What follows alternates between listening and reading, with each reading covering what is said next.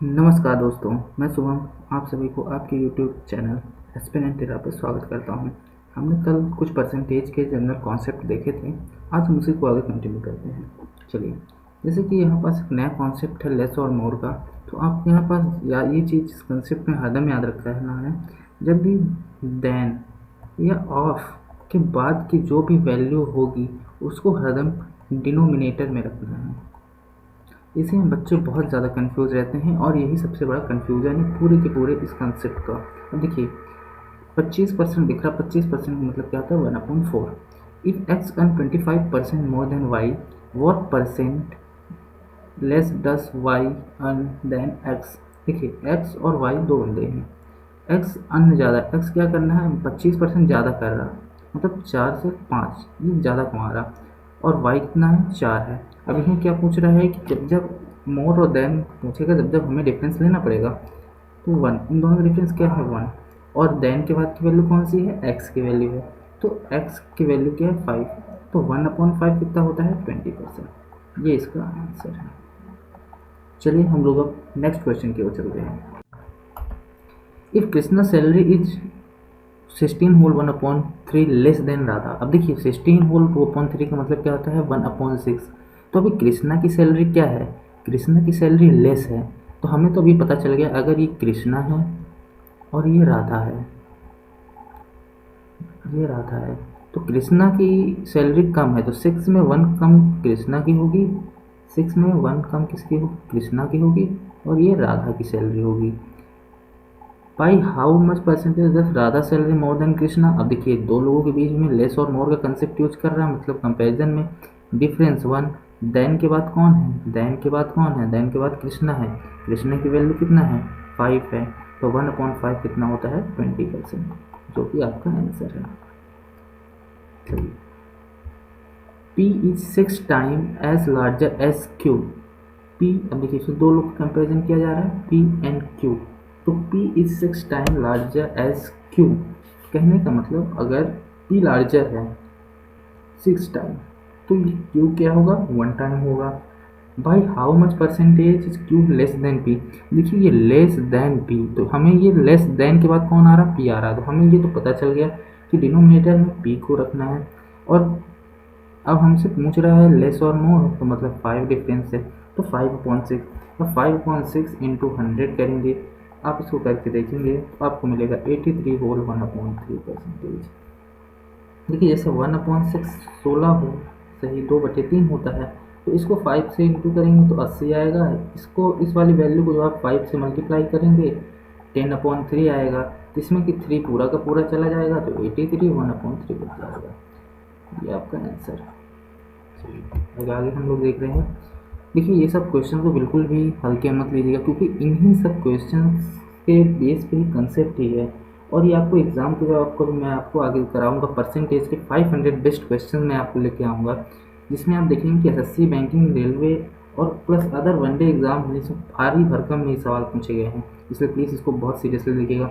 If 60% of a student in a school are boys, सबसे पहले तो 60% है। अब 60% को आप अगर लिखते हैं तो क्या बोलिए 6/10, और शॉर्ट करेंगे तो क्या होगा 3 2 3 जा 6, मतलब 3/5 हो जाएगा।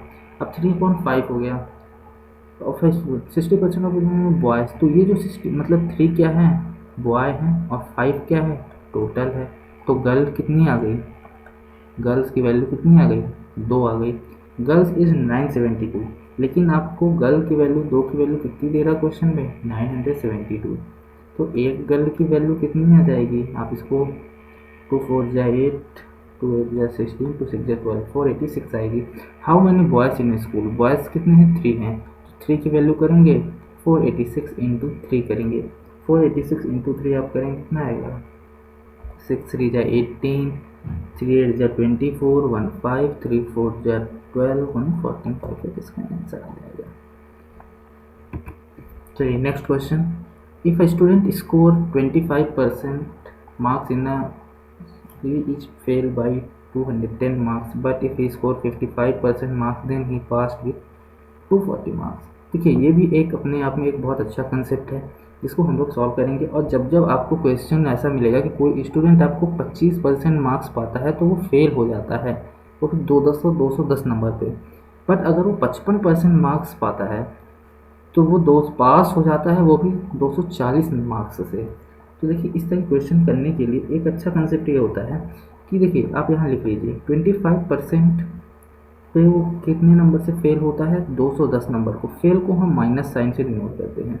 और फिर जब वो 55% नंबर पाता है तो वो पास हो जाता है। और पास कितने से होता है, 240 नंबर से पास होता है। और यहाँ पास ये मैं इसको पास को प्लस के साइन से डिनोट कर देता हूँ। अब देखिए हम सिंपली कुछ नहीं करना, इन दोनों का हमें डिफरेंस ले लेना है। जैसे इन दोनों का डिफरेंस कितना होगा, 30% होगा। और इन दोनों का डिफरेंस क्या होगा, इन दोनों का डिफरेंस हो जाएगा 2 to 4 450।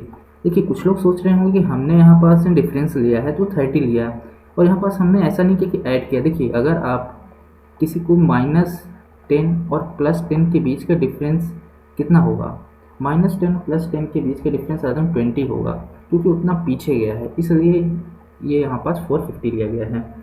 तो इसी तरह अगर हम लोग 1% की वैल्यू निकालना है तो कैसे निकालेंगे, 450/30 करेंगे तो कितना आ जाएगा, 3 15। 1% की वैल्यू 15 होगी, तो 100% की वैल्यू कितना होगी, 1500।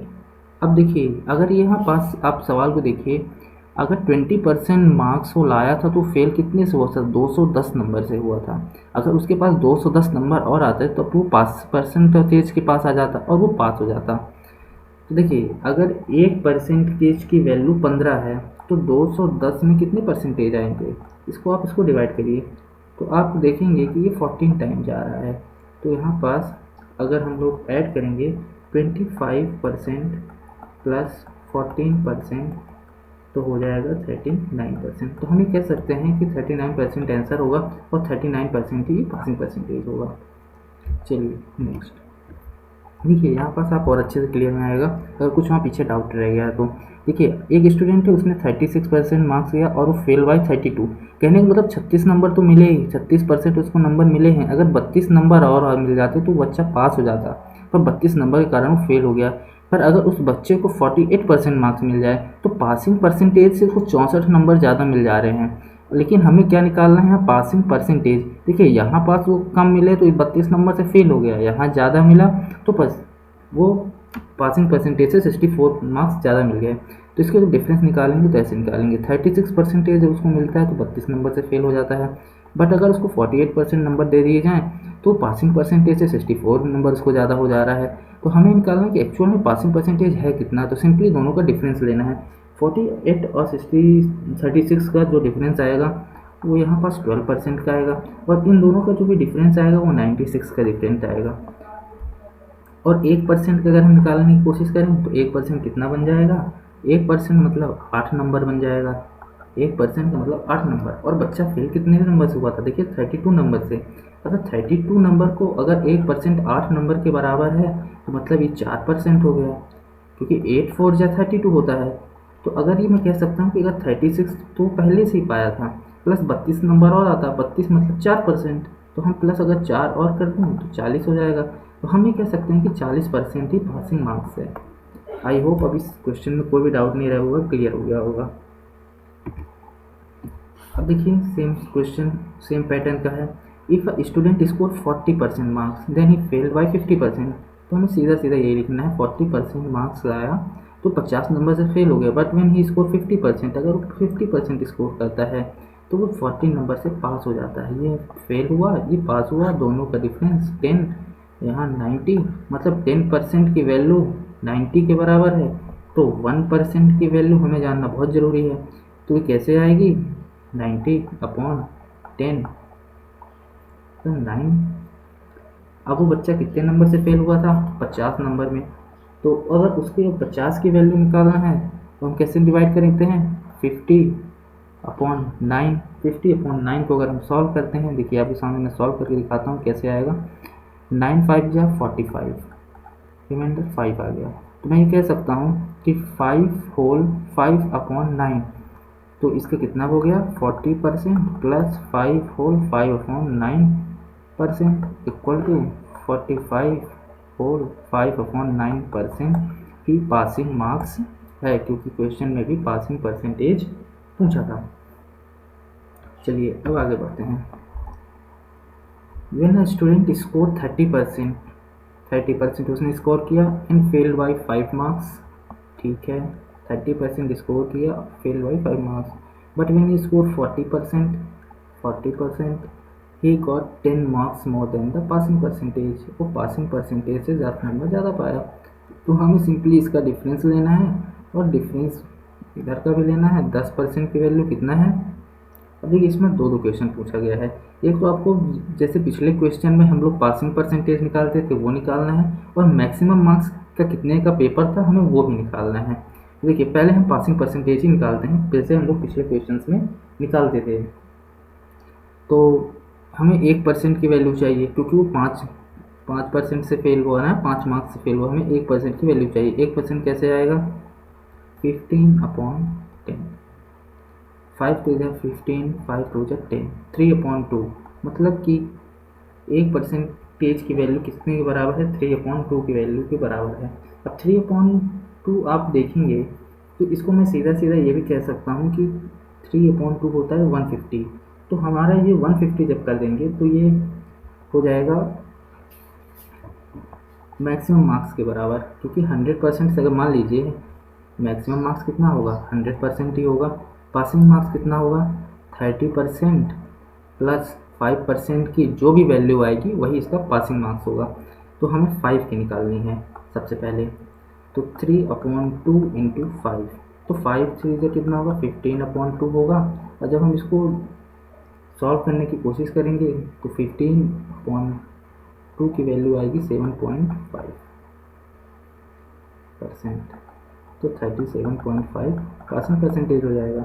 सेम उसी तरीके से जब हम मैक्सिमम मार्क्स की बात करेंगे तो मैक्सिमम मार्क्स को कैसे करेंगे, 3/2 इंटू 100, तो 300/2 150, तो 150 इसका आंसर ये हो जाएगा, ये हो जाएगा।